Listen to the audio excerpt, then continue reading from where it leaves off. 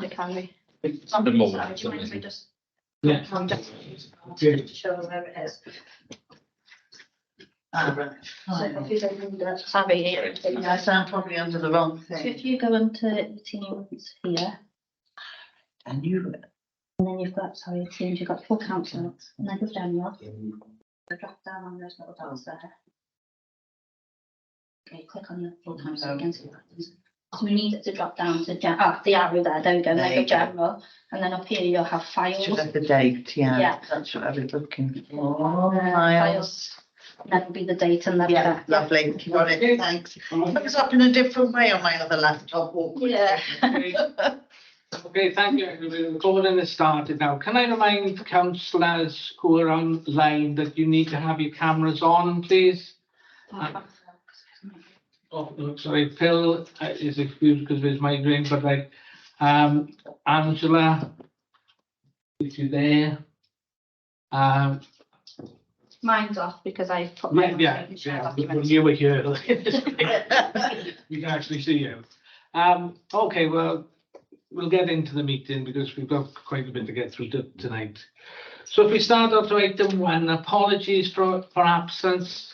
Kerry? Yes, from councillor Michael Parkin. That's all I've got. Any others? Councillor Pam Erasmus. Okay, Councillor Pam Erasmus. yes, okay, sorry, we'll do that. If you could note that one then, Kerry, that's not right. Okay, so then if we go on to point 2.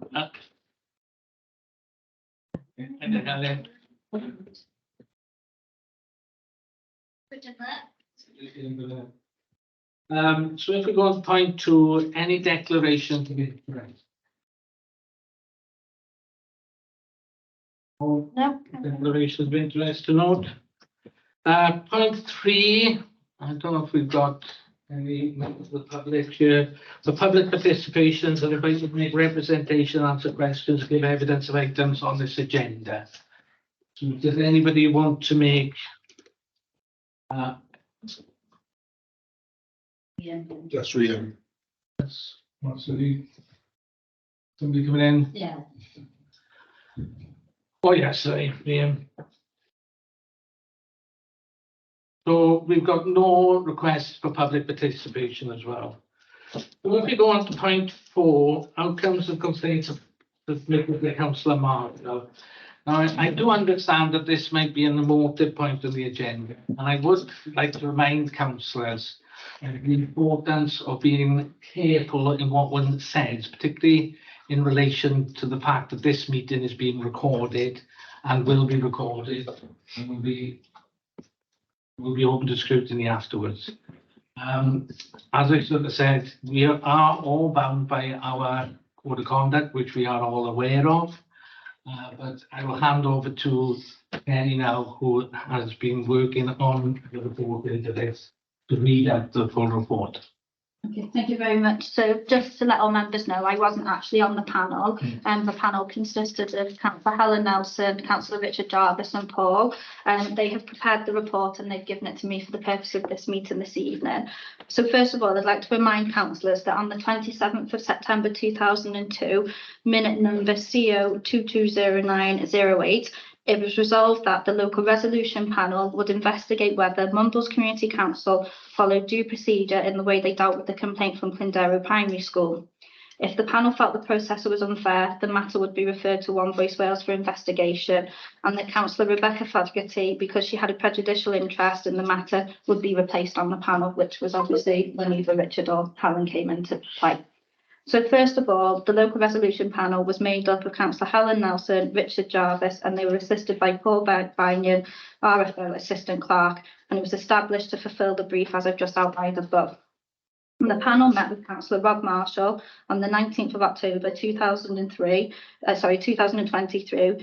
who outlined the reasons why he felt Mumbles Community Council had not followed due procedures in the way it dealt with the complaint from Clindero School. Councillor Marshall also asked the following questions. Can you explain a minute the exact offence I was accused of and sanctioned for? What sanctions are available to the council if I was found to have committed the offence that I was accused of? that I was accused of. The local resolution panel met with Councillor Carrie Townsend Jones on the 25th of the 11th, 2002, Councillor Rebecca Fogarty and Steve Hayden on the 18th of 12th, 2022, who made up the panel investigating the complaint received from the school. The complaint was investigated under the Council's Concerns and Complaints policy, and a series of questions were asked regarding the process followed during the investigation. The preparation of the report and recommendations presented to the Special Council meeting held on the 16th of August 2022 and how the meeting on the 16th of August 2022 was managed. It is regrettable that the review undertaken by the local resolution panel has taken so long to reach its conclusions, but this was largely impacted by the sad events which occurred in February this year. It was also recognised by the panel that the delay would have impacted on all those who were involved in the original investigation. The local resolution panel's findings. The investigation of the complaint received from Clindarrow School was undertaken by the Chair, Vice Chair and Clerk under the Concerns and Complaints policy. The local resolution panel understands that the current version of the policy dates from 2014, but this was the first investigation completed using this policy. The local resolution panel considers that current Concerns and Complaints policy is rather generic and is not currently fit for purpose. The policy needs to be reviewed and updated so that it's suitable for use, and if any complaints are received in the future, a specific example of the current policy only requires the investigating panel to report its finding to the complainant and not to full council as occurred in the case of the original complaint. The policy should be clear on if and when a report to council is required. The local resolution panel felt that the model local resolution protocol, which again is understood to date from 2014, should also be subject to review and should only be used in circumstances for which it was designed by One Voice Wales 4. The protocol clearly states that it should be used for minor complaints, and the panel felt that the complaint received from the school and the outcome of the original investigation could not be considered minor.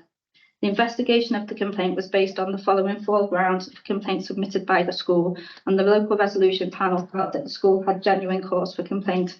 The first one was the exclusion of the Welsh language and culture, the inappropriate lyric content for the primary school and school children, correspondence and the code from Councillor Rob Marshall, who is also the chair of the Culture, Tourism and Communications Committee, and the internal governance and scrutiny mechanisms of Mumbles Community Council.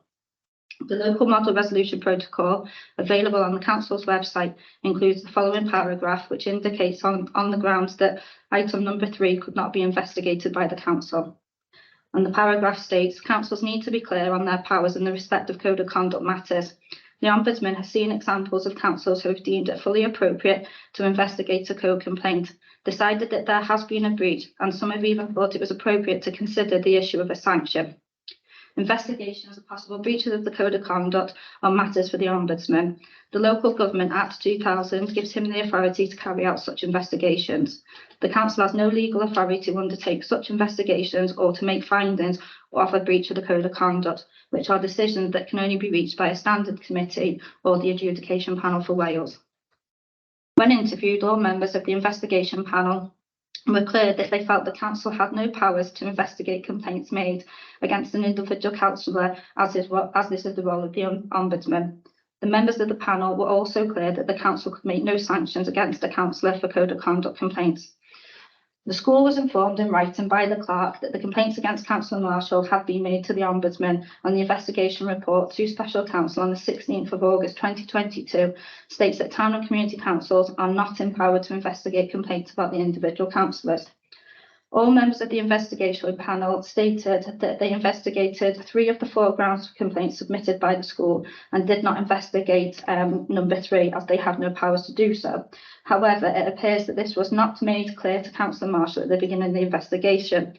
The only time that Councillor Marshall met with the investigation panel was on the 15th of the 8th, 2022, which was after the investigation report had been finalised and published, although this was partly due to Councillor Marshall's work commitments.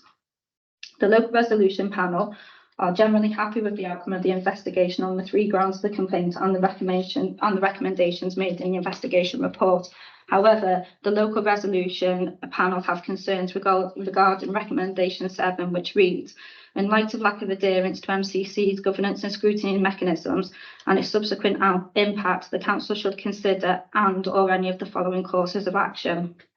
A, Councillor Rob Marshall should be removed from the Culture, Tourism and Communications Committee. B, Councillor Rob Marshall should be removed from the position of co-chair of the Culture, Tourism and Communications Committee. And C, Councillor Marshall would send Clondero School a written apology, underlining that his comments were not made in the authority of MCC. Recommendation 7 was based on the investigation panel's conclusions, and that Councillor Marshall appeared to be in contravening of Standing Order 25A.2, which was also not in accordance with the Code of Conduct. The local resolution panel's concerns were that the reference to the Code of Conduct in the preamble to Recommendation 7 suggested the course of actions could be considered a sanction for Code of Conduct breaches by Councillor Marshall, when it is stated in the model protocol that the Council had no powers to sanction Councillor Marshall.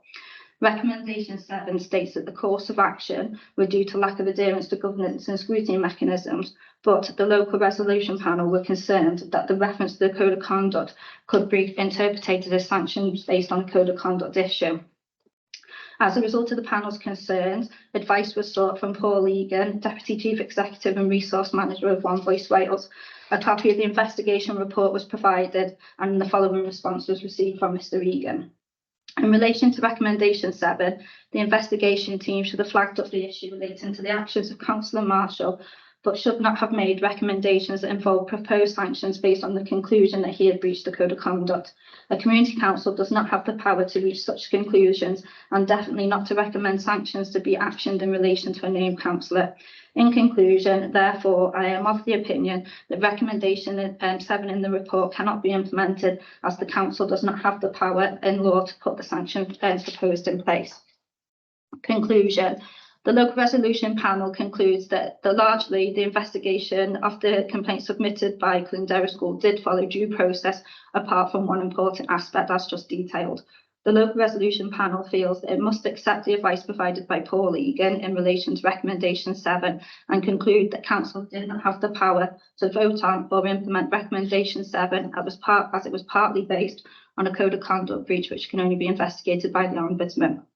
The panel would like to make the following recommendations in relation to the issues identified during this review. The first one is that concerns and complaints policy and the local model local resolution protocol are reviewed to ensure that they are fit for purpose and specifically related to Mumbles Community Council. The updated policies must be approved by council and published on the council's website. And any future reviews of significant issues of this nature, in particular, if the complaint is made by a councillor against another councillor, it should immediately be referred to One Voice Wales to ensure that investigation is independent and it prevents issues like this in the future. Okay. Anybody want to make any comments, observations, or ask any questions?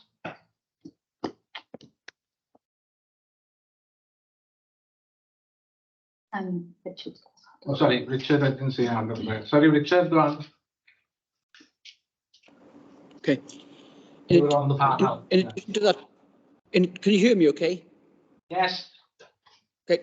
In addition to that report, I wrote a short supplementary report that only a few people have seen. For the clerk, is that an official document? No. No. Okay, thank you.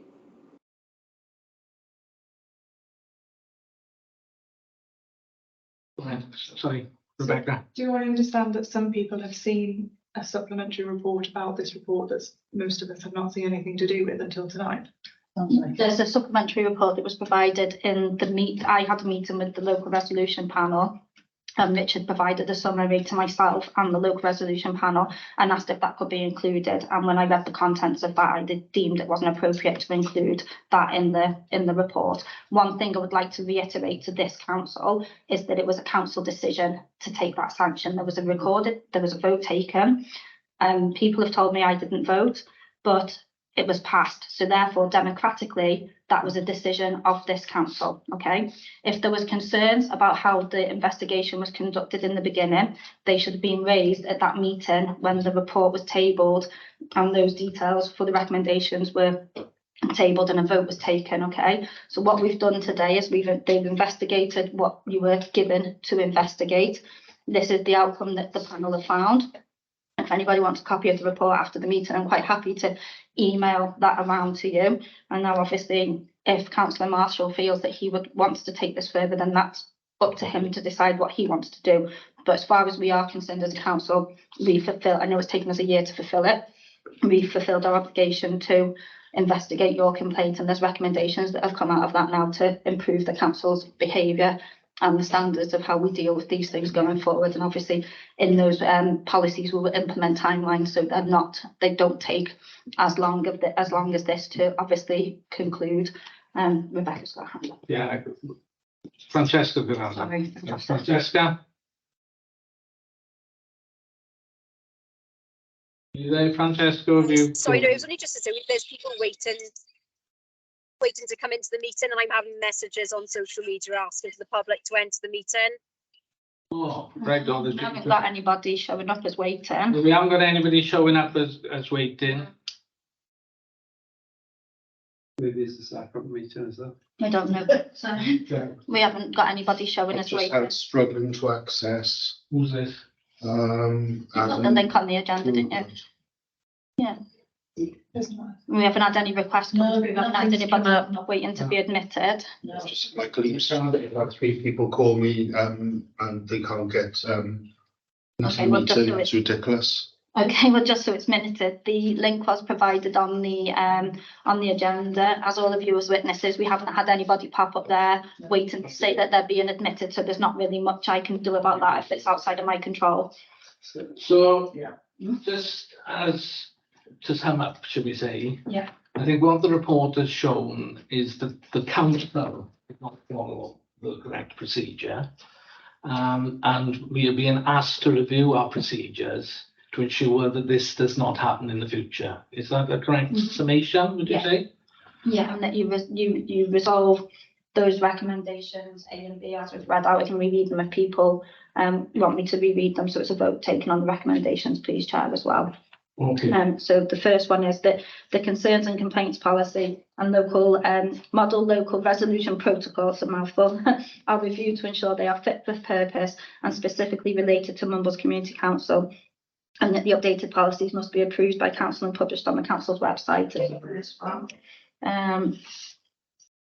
And then the next one is that any future complaints of significant issues in this nature, in particular a complaint made by a councillor against a councillor, and I'd like to highlight there that if it's considered a code of conduct breach, that immediately is for the councillor to refer straight to the ombudsman. It's not for the clerk to investigate or the council to investigate.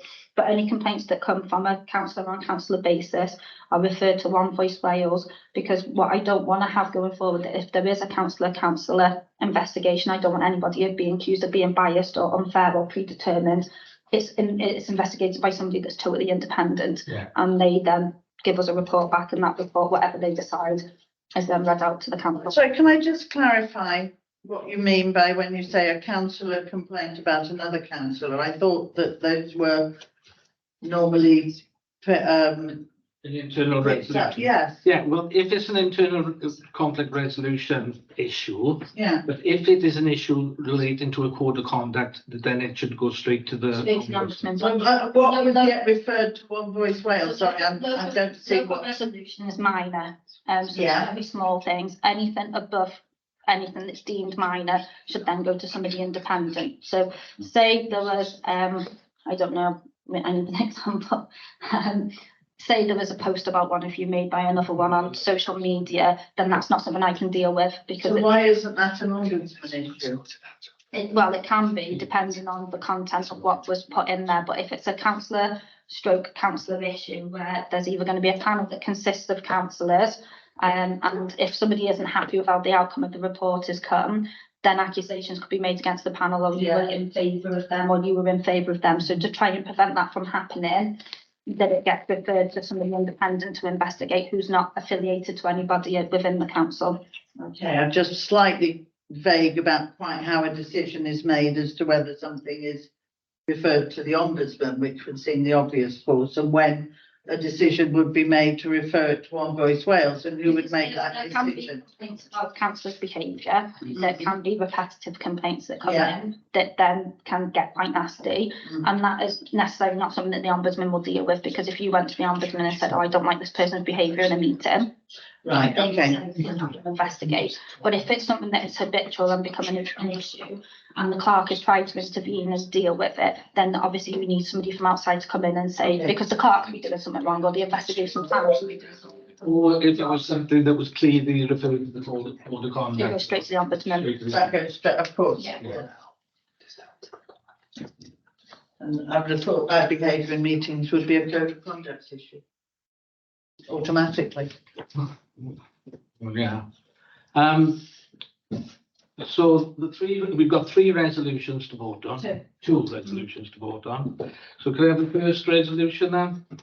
The concerns and complaints policy and the model local resolution protocol are reviewed to ensure that they are fit for purpose and specifically related to Mumbles Community Council. The updated policies must be approved by the council and published on the council's website. Is the first one.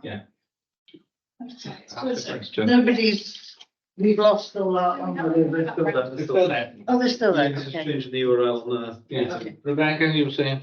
Yeah, it's questioning, and you might say it's for the debate about the complaints policy review. But I think one of the challenges is in the current policy, there's not a specific, I think, provision for if a member of the public complains about a councillor. Yeah, And that's right. and obviously your policy was wrote in 2014, so it's nearly 10 years old. Yeah. Yeah. There are lots of councils that have done lots of work on policies like this, so there's forums I can go to get councillors to share their policies, so we can draw in which ones are best from us. One Voice Wales also provides model policies as well, which we can edit to suit our needs as well, and we can do it that way. I think my follow-up question would be if the resolution is not deemed the appropriate forum for serious councillor disputes. Yep. Yeah. Then would it ever be appropriate for an internal complaint investigation to be used where a named councillor? Yeah, so for example, I'll use myself as an example now. I could have a serious issue with one of you here that might not be resolved via an ombudsman complaint. So therefore, I would want to go to somebody to deal with my complaint, but I might not want a councillor to investigate it because I may feel that you would be biased towards your fellow councillors. So I would want somebody independent to investigate my complaint, should I have one, and that's when One Voice Wales are brought in that way. They've got an investigation panel of 3, which one is on with Paul Egan, and then there's 2 others. It's something that they deal with quite often. For example, Paul Egan, I know of a previous council I've been in where he's been called in to investigate. And there's been a breach of confidential data being leaked. So he's been called in to do that investigation. So everybody was kept impartial within that investigation. That's just an example. I just like that that's new information to me. Yes. Yes. Well, this is, this is what I'm saying. This is all a learning experience for us all, isn't it? And this report, this investigation has highlighted maybe some shortcomings that we've got in our procedures. And this is what it's highlighting, and this is why we're putting into force these recommendations. Yeah, there's lots of policies that we don't have or that we need to update. Yes. And what you normally have is you have a matrix of your policies. Yeah. You have a date when they're reviewed. You have a date when they're next due for review. This is a piece of work that I've tasked Diane on working jointly with me on when we done her proposal the other day. So there's things that you'll see them go into Right. finance and compliance first of all, maybe for draft reviews and then for council to full fact sign off. So there'll be lots of work coming your way, Ian. Okay then, so can we go back, can you read out the resolution again, just to refresh people's minds? I'll get it right this time. So the concerns and complaints policy and the model local resolution protocol are reviewed to ensure they're fit for purpose and are specifically related to Mumbles Community Council.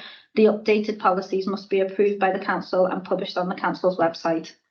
Okay, are we all in favour of this, anybody? Yeah. Okay, then resolution 2, please.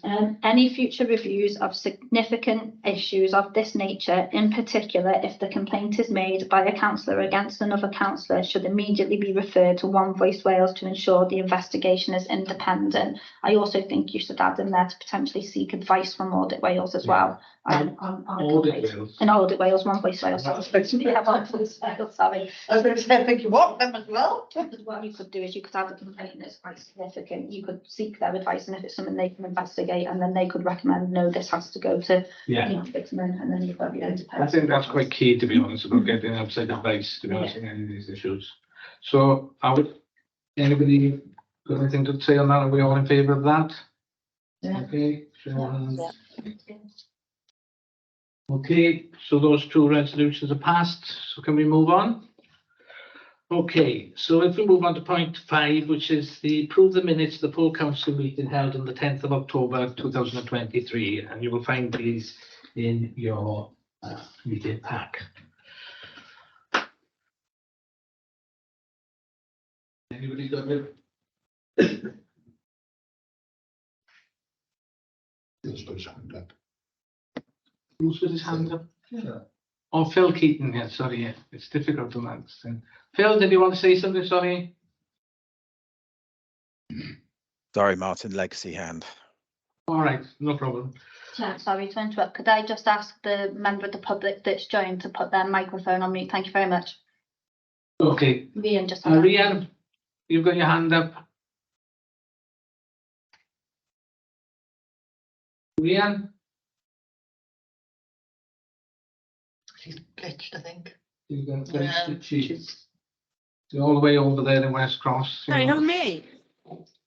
So, who, me?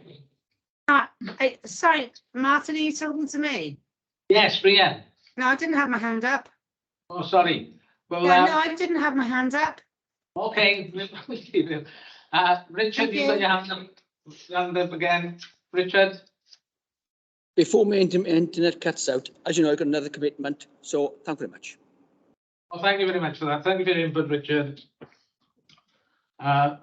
Okay, so have we approved the minutes? Can we have a? Hold on a second, and there we go. There we go. Let me go on to the clerk's report now. Yeah, thank you very much. Not much to report from me. I'd just like to seek permission from council this evening. You may recall in the last meeting, approval was given for me to proceed forward with the Langland Tennis Courts gate installation and new booking system. The installation of the gate is actually taking place tomorrow. The online booking system is currently sat there live, waiting for me to tell them, yes, you can go ahead. So what I would like to do is put a press statement up on our website, and I've got the word on here, and I'd like council to give me permission to put the press statement out tomorrow morning. So what I have written, and I'm happy if anybody wants me to add or amend this, is that work has started at Langland Court on implementing a new security gate access and online booking system. It is hoped that this will make the court safer and easier to book, which will also prevent users from having to wait for a tennis court to become free. The courts will cost £4.50 for casual users, while households and students can access annual passes to the courts for £39 and £19 respectively, ensuring low one-off annual fees for 12 months of play. The courts will operate on a non-for-profit basis, with monies reinvested into the maintenance and any surplus used to fund tennis activities. Mumbles Community Council and Tennis Wales will also work with the LCAs to deliver a range of activities across the site. This will include weekly organised free park tennis sessions for all ages, playing levels and experience, with equipment being provided, meaning that people will not need somebody to play with or need to bring their own racket. Local tennis leagues will also provide friendly, sociable opportunities to get active through competition. An extensive coaching program will also be implemented, with advertising for a coaching operator going live soon. Bookings will go live on Friday if council approve, and they can be booked through the LTA website. So that's all I've got for my report this evening. Okay. Anything on it? Yeah, great. That sounds really good. I was just wondering if we could make some sort of sign as well for inside and outside for people. Signs for inside and outside that are produced by Tennis Wales that I have also had translated into Welsh. So the signs will be displayed there in English and Welsh for the tennis courts. And I've also I have to check the translation of Langland Tennis Courts as well. So yeah, so that's been done and that's been sent to the Tennis Association. So hopefully they should be getting installed tomorrow as well. Great, thanks. And that explains step by step how to book, like, Yeah. literally. How to go book? on, great. Yeah, yeah. Okay, super. Thank you. That's fantastic. Rebecca? I'm right in thinking that the gate is just for the one tennis court. Yeah, so it's Yeah. Holder One tennis court, so I need to, when I go down tomorrow to have the handover, the gate will be left in the locked position. I will be given an override code, which I will put in a safe place in my filing cabinet there and share with one other as well. And then what happens is we'll lock the other gate, padlock and chain or something like that. We'll lock the other gate, and then people will need to book online, and then when they book, they get the code to access the gates. And I believe the code changes every time, so it's not repetitive, so it can't be done that way. So could I request a minor addition to your press statement, which Yeah. is just to make it clear that the multi-use court remains Yes. free play, Free to use. to book. Yeah. Because otherwise I'll have people go to the LTA website to book a basketball court. Yeah, okay. Yes, true. Yeah. Sorry, one other thing. This always happens, doesn't it? Yeah. This is mission creep. Sorry. I know it's obvious to me that one would be, we talked, sorry, we given a number of the courts 1 and 2, but we talked many years ago about naming them. Okay. Viv Gans, Bruce Barter, I think are the two clear names of famous ex people involved with tennis down there. So I'm wondering if we could maybe put those signs up and put that on the booking system as well. So that You can, I'll check with the gentleman I've been dealing with in LTA tomorrow whether we can name them on the system. and I think we passed a resolution many years ago about the names of them, didn't we? We did. Yeah, we did. Yeah, so I think that's already been What done. do we call it? it was Viv Gans, Bruce. And then the third court, which if we were going to have was going to be up for debate, but then that never happened. To be some famous basketball player. Yeah, that basketball court, yeah. Okay, then, are we all happy with that? Are we all happy to okay that? Yes, all in favour? Okay. Yeah. So now we go on to the chair's report now, and the chair's report was written before I had heard this report in relation to the complaint in relation to Councillor Marshall. So it may be covering a bit of the same ground because I didn't know what was in that report. Anyway, so if I go on to my chair's report, which I will read out as per usual. This month's chair report will take a somewhat different format than normal, in as much as rather than giving a rundown of activity of the previous month, I will concentrate on one event that I will feel has important lessons to be learned for us as a council from this salutary tale. On the 13th of October, I attended a standards committee to hear the outcome of a complaint I had submitted over 12 months previously on the breach of a code of conduct by a former MCC councillor. I am recounting my experiences that day, not to try and score any political points or to rake over events of the past, and I have no intention here of naming that particular councillor concerned. But this hearing has been the subject of press reports, and I do think that we need to reflect on some of the lessons learned. The complaint I submitted referred to a number of vexatious complaints the former councillor had submitted to the Ombudsman. I believe about 8 in total, and about a breach of confidentiality in relation to council business discussed with a member of the public. To cut a long story short, the hearing upheld both complaints and they were publicly censured for it. Attending the hearing, albeit remotely, was not a pleasant experience. Indeed, I found it quite onerous, but at the same time, I did find observing the process quite enlightening. Early in the proceedings, the former councillor tried to use mitigation that they had not received code of conduct training, even though that it had been offered.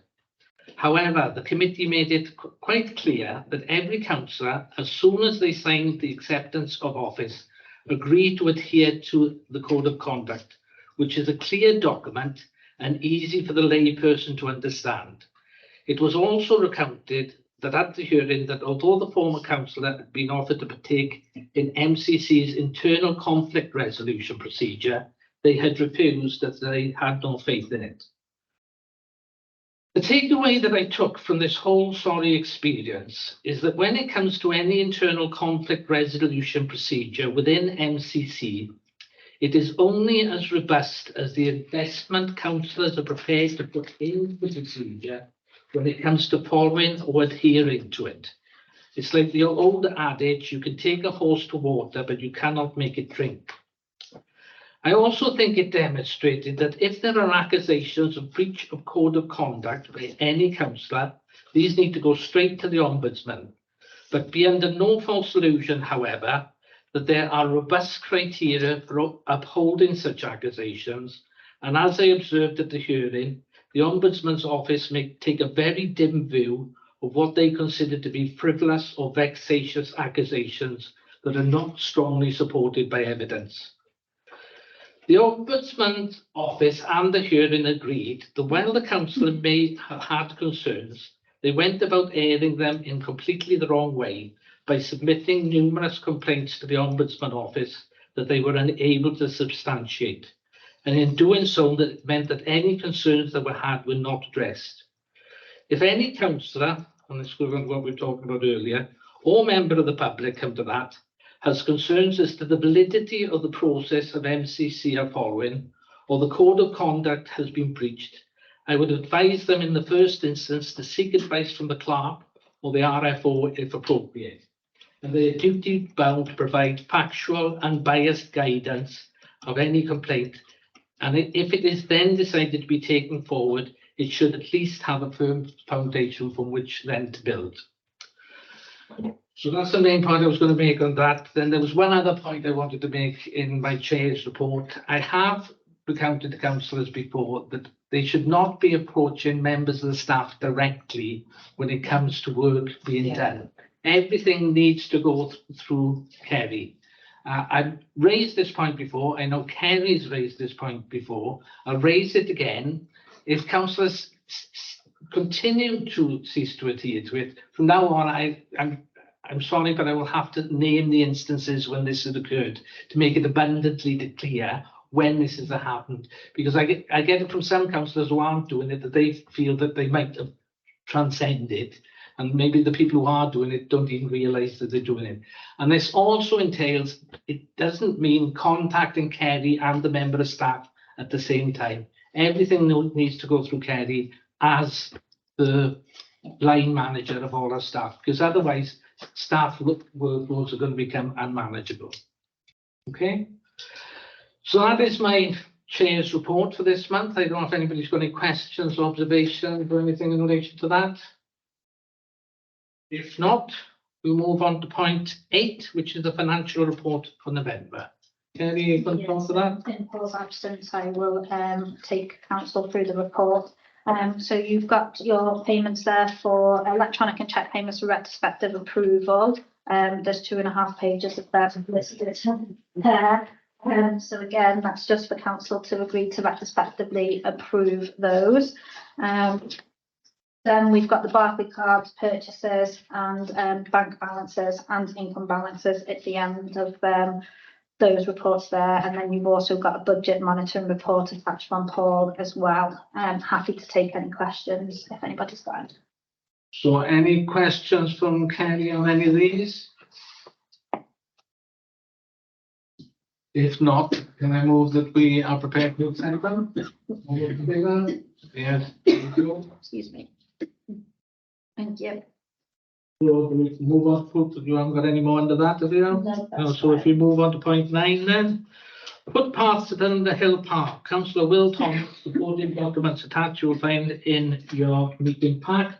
Will, do you want to talk to this? Yeah, thanks, Chair. So just to give everyone a sort of update, I'm sure obviously everyone's been down to the hub and it's, much like me, very pleased to see the project finally finished and open. Obviously last Monday they opened the pitch to hire, and it's been very successful. Well, all the parents have passed on some good feedback. There's obviously a couple of little things that MCA are working through, but yeah, in large good feedback. However, I was contacted firstly by the head teacher of Oysmouth, who unfortunately had to cancel the walk to school that they do, like a walking training they do a couple of times a month, and they've had to cancel it a few times. I've actually been on it with my children a few times over the years, and it's very well attended, and the path is terrible even in the summer and the best of times. It's very narrow and it's falling apart at the edges and it's not very wide. But obviously we've got a lot of weather, a lot of rain. The mud runs over the path. It's unpassable. Secondly to that, Doug, who is the venue manager down at the hub, who organises the hire of the pitch, he said the yoga class, which are hiring it, he's had a lot of complaints about that using the path at night, coming down the muddy bank. You know, in fairness, they shouldn't come down to the muddy bank. They should go round on the path. But you know, if you've got 10 meters or 100 meters, you're always going to, you know, choose the quicker option. And thirdly, I've been contacted by quite a lot of parents with regards to not feeling safe going into the car park, walking, because very dark. The pitch is well lit.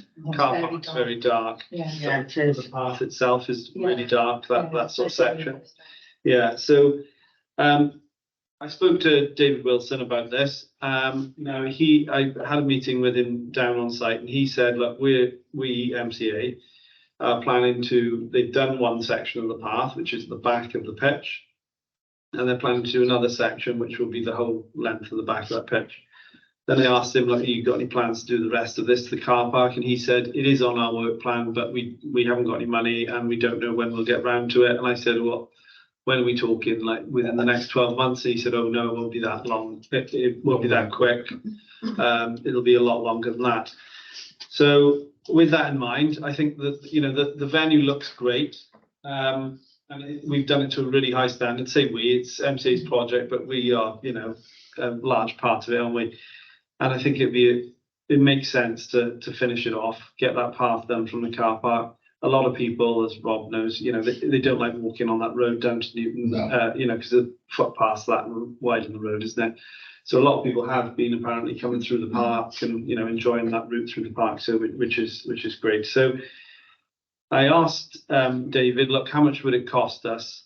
Could you ask the contractor who's on site, how much would it cost us to do the path? If they do it now, they're on site, it's cheaper. So it makes sense to do it now from a financial point of view. So he said that would be 14,000.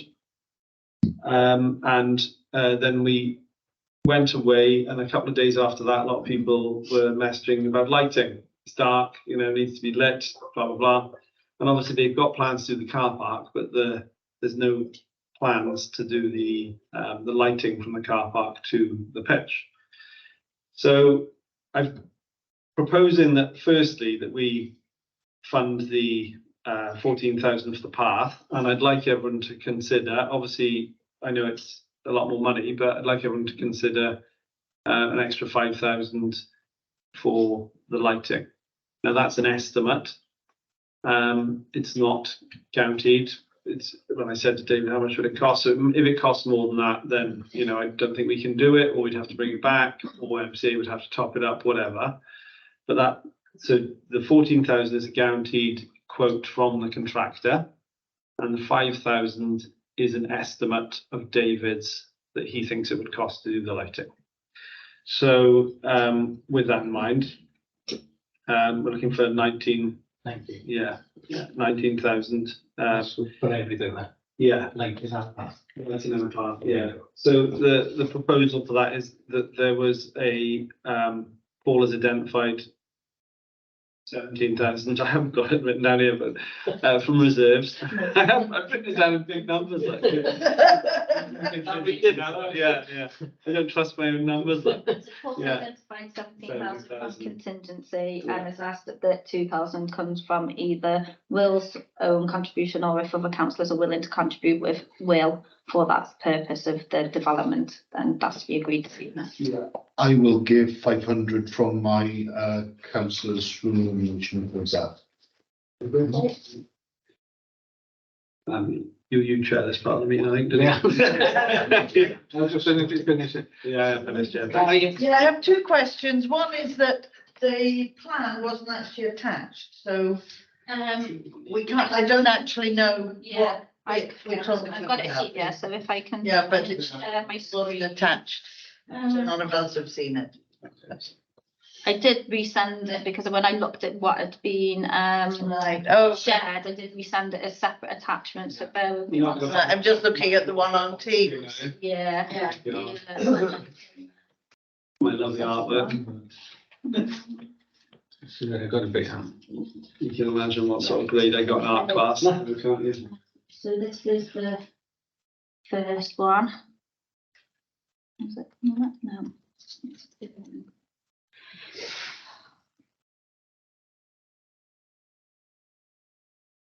Are you able to ask your question, Rebecca? Yeah, no, unrelated. Yeah, sorry, I have another question as well, but you carry on Okay, first. I have two questions also. Okay, let me try and get this to work. I think this is a reasonable question because it's been put to me in the past. Have the Mumbles Swansea Council councillors considered contributing to this from their community budget that they get from Swansea Council, which is good to Brandy? Via our MCC budget, we were going to be honest.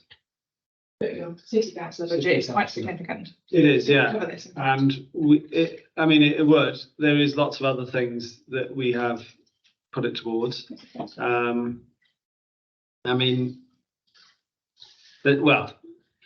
It's not a conversation we've had, no. Because when we brought the proposal about the crossing at Llanderry, it was Yes. a key question, and I think our contribution as city councillors was something that I think the community council quite rightly, asked us about, but expected. Yeah, I think we were going to contribute from MCC budgets, which I suppose it is a different thing, but we saw it in our minds as the same thing, so. And my second question was, I just this week had a quote for lighting, for two standard lighting columns, all four of the low level that you get on the front at the minute, and it came to £6,000 for four. So is £5,000 a realistic quote? And if it turns out not to be, and actually the alternative funding isn't available to top it up, what then happens to that £5,000? Are we saying it would just go back into contingency? Or the top up? Okay. I will commit to. More about. I will seriously consider topping up from my county council budget any shortfall. But if it's if we're talking £10,000, then obviously, But I'd be happy to look at my county council budget, and I'm sure. I can't speak for Francesca and Angela, but I'm sure they would consider it. Got a lot of hands. Right, well, can I ask my second? Yeah. I think we first of all need to actually look back at what the money we have already paid or are committed to paying MCA covers, because I'm fairly certain reinstating the paths was one element of it. And therefore, I'm sure it was part of the original contract. And I know I have asked the questions since, over the summer, because the path's been in a dreadful state, and was assured it was all part of the contract. So before we start paying them yet more money, I think we need to find out whether, in fact, the people who, the contract that's already been committed, and if MCA are now saying, oh yes, we might have put it in the contract, but now we're not going to do it, we're asking you to pay for it instead, then I think we need to get some absolute, definite, 100% certainty that they haven't got money sitting in their account, which we know has happened previously, that could pay for it, because I don't see why we should be paying for something that, to all intents and purposes, we've already paid for in the contract. Yeah, sorry, can I pick that up? I was going to say, sorry. With regards to can they pay for it, I was told that they haven't got the budget for it, and if they can, maybe they've committed to other things that we're not aware of. But it's a good question to ask, right? But when it comes to reinstatement, the paths haven't been affected at all. They're neglected and dirty and need cleaning, granted, but they haven't been affected by the building works other than more mud on people's shoes going on them. They haven't been ripped up or anything. But I think what we need to do, So they don't need. the point that you made there, we do need to check the original contract, because if it is in that original. But they haven't been moved or changed to be reinstated. I was assured that they were part of that they were going to be done, because where the fencing is right up against them, and that has caused. Oh, that bit's been reinstated. If you look at my plan. That's where that green bit was, isn't it? Yeah, so if you look at the plan, sorry, Martin, just to clear things up. That's what I was. That is the bit they are improving. Okay, can I bring Sarah in, then I'll bring. Right, so which bit, sorry, I'm getting my colours wrong. Which bit? The blue is the bit that we. The blue, Right, So so, where's this so bit? the red is the bit they've already done, yeah, and the yellow is the other bit that they need to reinstate. So the reinstatement part, which you're completely right, is what they did rip up. That is what they are doing. And then the blue bit that's The in blue the bit's white the shape of the proposed. Y is the proposed area. The bit that's Right. not been affected by the build at all, so. well, it's been very badly affected by the building, that the fencing is right up against it and it's prevented any clearing or anything being done to it because you couldn't get to it. I mean, most people have had to give up walking through it. They've had to go up, round into the woods and walk along because the path is completely impassable. And before the building work started, that path was perfectly usable. Okay. Because I've used it a lot. Can I get around to some of the other people who've got their I'm hands? going to stop sharing my screen. Yeah, Sarah?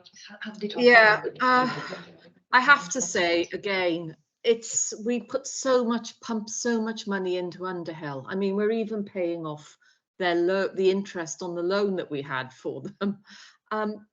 There are other places in Mumbles, and if we look at how much money we have invested, I think it's fair to say they should be trying to find a bit of funding elsewhere for the paths, or the councillors pay for it, because it's just ridiculous.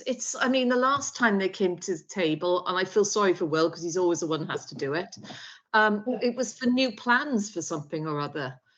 And a lot of it seems to be that they just don't think ahead. You know, you'd have thought they'd have sat down and thought all this stuff through before they'd even gone through with the builders. It's ridiculous. Sorry, it's just losing, it's crazy. Taking the neck. I'm trying to get around everybody here.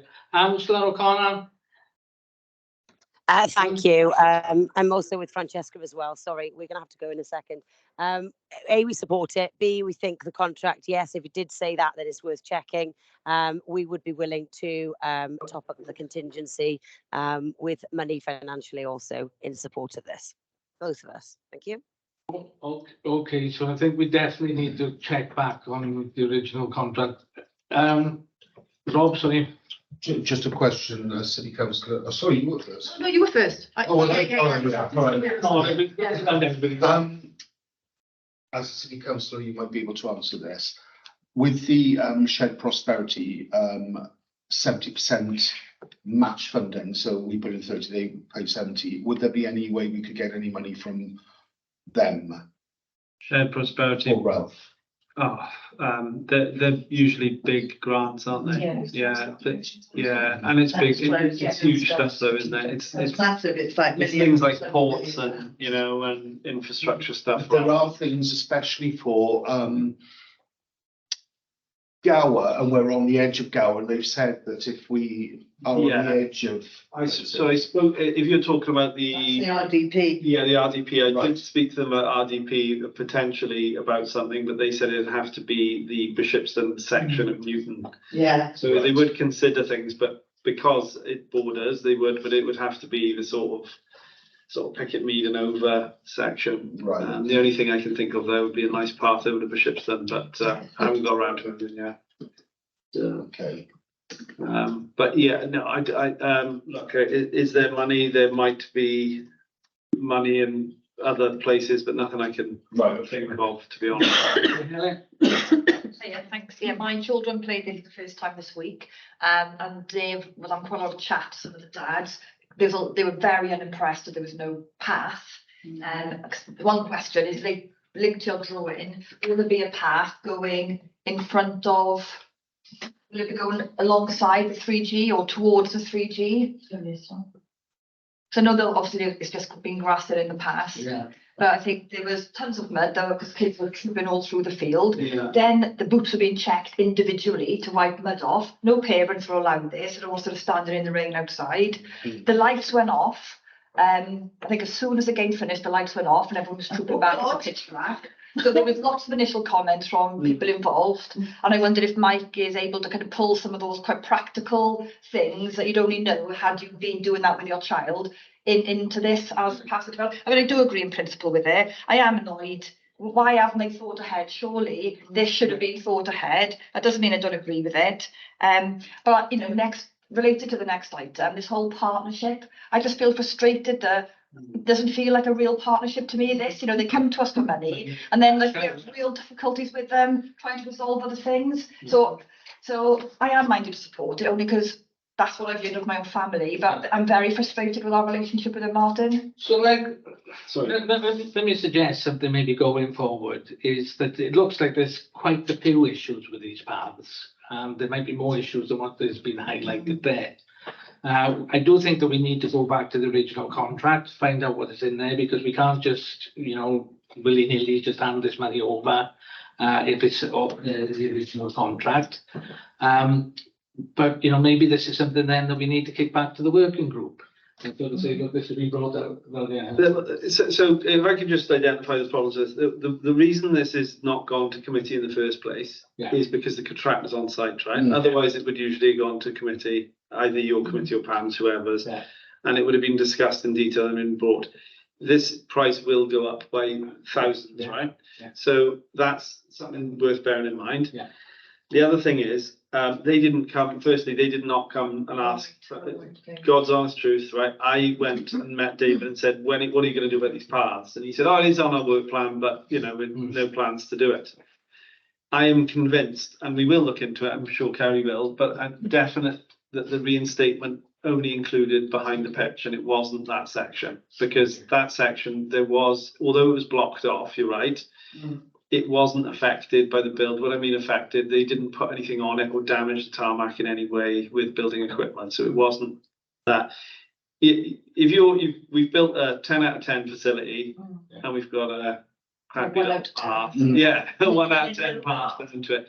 And this, although it's hard to differentiate the two things, I think this isn't it's not about MCA. It's not about our relationship with MCA. It's not about anything like that. This is about the people of Mumbles having a great access into a great facility, right? So although we've got some strains in the relationship, I think we should try to separate this and see it as is this a good idea? In my opinion, yes. So. Okay, can I bring? Yeah, I just want to make a suggestion. That we, my personal view would be that we would pay no more than 50% as a community council, and that the other 50% be found either by MCA, ideally, or obviously by councillors who would want to contribute into it. I think, we mostly, we try and, get money in from elsewhere. I mean, certainly with the lights at Clondero, it was very clear that the MCC would not be prepared to pay more than 50%. I think we have to look at the same here. The only issue with that is it won't get done, right? We can't, as a city council, as I've already said, we're prepared to look at the extra money for the lighting, right? But there's no way that we could pay the extra amount for the path, 50% of the path, and 50% of the lighting. Well, that could be, as you said, right, an estimate £5,000. If you're saying 4 bollards is £5,000, right, and we need 16 bollards, say, over that distance, because 100 meters, and you got one bollard every 10 meters. At the moment, we're talking about 19 grand, don't we? So we're talking about 8.5 grand. 9.5. Sorry, 9.5, to be found from, let's be honest, 3 city councillors. Yeah, we've got loads of. I know that, but I'm just sort of. With all due respect, you've got a crossing, right? We've got loads of. We got 3 or 4 raised crossings looking at on the prom, right? They're thousands. Yeah.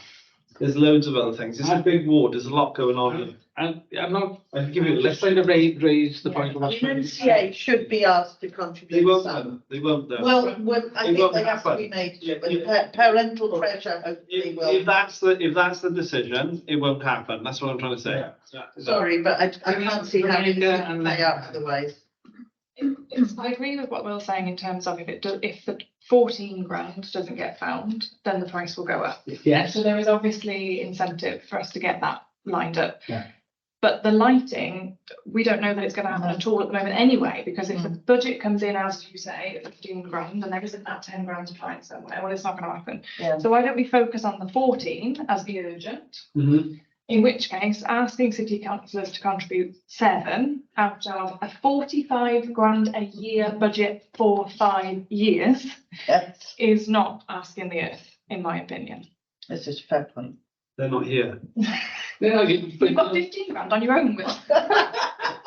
Really haven't I spent it? Honestly, I'll show it to you tomorrow. The way they run it in City Council is that they do give you your spend over 5 years. So you don't have to say, I've got no money this year, if you know that you've got money next year.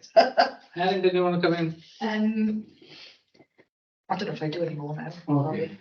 Okay. There's no point me, I was going to say something, but it's not very easy question. Ian, Just as a possible interim measure, you've explained that when the game was finished, the lights, the floodlights were turned off terribly quickly.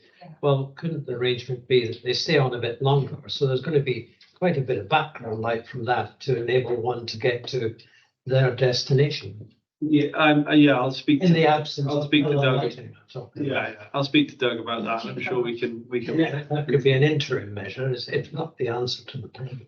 Helen, So one of the things that frustrated my husband from this talk was that everyone thought it was the dads, the coaches, thought it was MCC's fault that there was no path and lighting, right? And so Dave gets very frustrated because obviously I sort of keep him in the loop, and I tell him he's trying to say to it's not MCC, it's MCA. So I think it is a reputational risk for us to kind of have discussed this tonight and sort of hold the money back. So I completely see Rebecca's point, but I think we should go with as much as we can with the path. Yeah. I think we need to speak maybe as quickly as we can to Mike to see whether another bit of path, I'm sorry that's going to add to cost, another bit of path is needed slightly more towards the 3G. So because kids are trooping through mud and they're not able to get on. Can you just investigate that? Because there's something there that everyone was talking about. So I feel that we do need to address this now because I think our reputation actually unfairly is being brought into disrepair. okay, try to sum this up and read in the room. Very quickly, I do recollect in the past that I mentioned about lighting to enable the participants on the 3G pitch to get from the car park to the hub and to the 3G pitch. So Yeah. So I'm just whether thinking, that's a contractual thing, I've no idea. I'm just thinking how we can take this forward. Because reading the room, I get the feeling that there's generally a consensus to support this, but there is some concern as to where the money is coming from. I should also just reiterate on a point that Will raised, I'm not too sure if many people caught on to. The contractors are currently there Yes. at the moment. Yeah. We would be tagging on to what MCA are doing. If the contractors leave and we haven't agreed the funding and then we agree funding, we're going to have to go through our whole quotation process and all our financial regulations and procedures all over again. As where if you agree to fund the money additionally to MCA, you avoid that. Okay, but obviously you can decide to suspend your own financial regulations if you agree you want to pay the company directly. They undertake the work now while they're there, but you suspend your financial regulations so you don't have to follow the process of getting the 3 quotes, and you're suspending your financial regulations for the purpose of there's already a contract in place with that person, so it's an extension of a contract that you're paying them directly, or you pay MCA, or you wait and then you go through your whole process all over again. I'm just concerned we're being bounced into something. We're being pressured into saying, It's me we've that's got bounced to come up. into, I know. To be fair, not MCA. And No, there's a no. reason- I think we, as in the rest of the councillors, you know, and it's like, come up and it's like, you know, oh, you've got to commit to the whole of the money, even it, you know, because otherwise it won't happen. Whereas I think Rebecca made a fair point that 7,500, let's just talk about the path, you know, as you say, the lighting we can think about when we know what it's really going to cost. Okay. You know, it's not unreasonable to ask for 3 city councillors, several community councillors to come together and find that additional money if MCC, you know, and you never know, MCA, I'm sure, actually have bits of money in their account. If we actually, you know. Okay, Sarah, did you want to come in? Yeah, although Carrie's just basically, my concern is this is the story all along. I mean, I think the first full meeting I ever attended was MCA spoke to us and said, if you put this money on the line now, it's going to be wonderful, it's all going to be built, it's going to be great, and then nothing happened for ages, and the costs go up and up. If we agree tonight to anything, you can bet they'll come back and say it's more expensive, and you agreed, so you're paying it. I honestly think, for the sake of the taxpayers, just go, no. You'll find that they'll find the money from somewhere, or the councillors can pay for it. I'm just, you know, last month we had absolute outrage by a Newton councillor, community councillor, because we were paying for a path along West Cross Woods, because, oh gosh, why are you investing in that? There are other places in Mumbles. It's not like we've been mean-spirited to Underhill. I can't remember how much we've paid up to date. I think it's over £1 million. I mean, dear gosh. Okay. Over 1.5 million. I was supportive of that part. Right, okay. Yeah. Yeah. I mean, Where do we draw the line and say there are other places we need to invest in? The taxpayers' money should go on to. They really should have planned a path to this £1.5 million building when they were having the plans. You know, it can't always be the community council will sort it out. Okay, thank you, Sarah. Rob?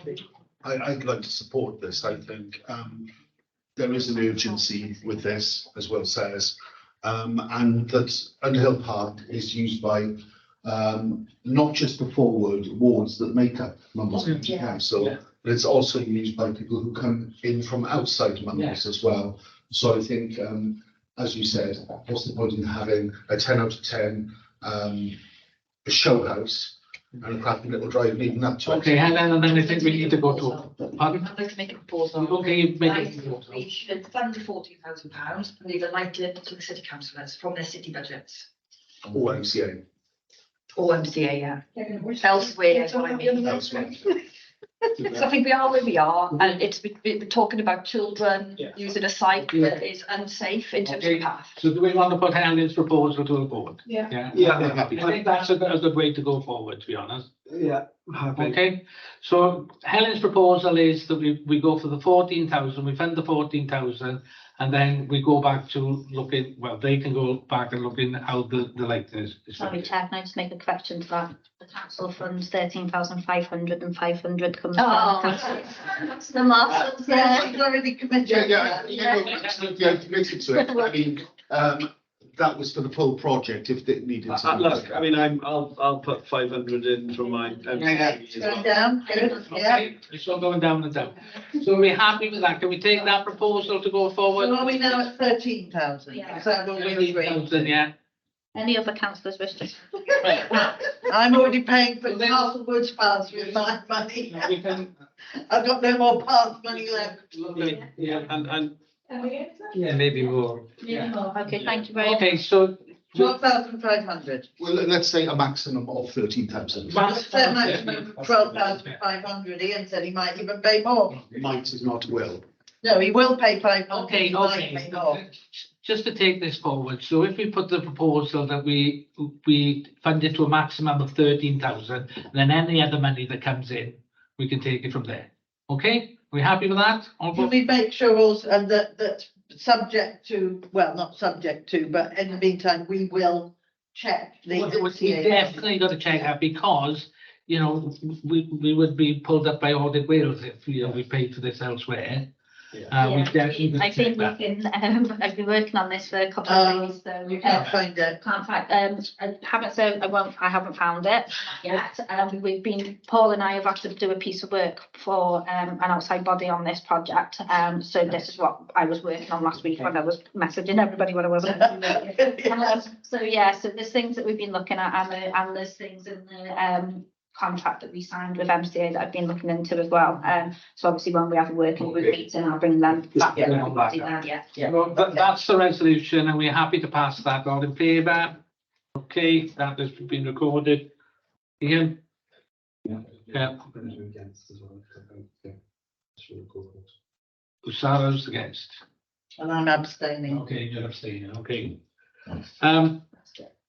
Okay, so if we go on to number 10 now, which is the Go Underhill Grant final drawdown. Yeah. Thank you very much. Okay, so this is the final drawdown of the grant money that MCC signed with MCA. The final request for the payment is for £237,208. I think, and just maybe just double check with no pants. Yeah,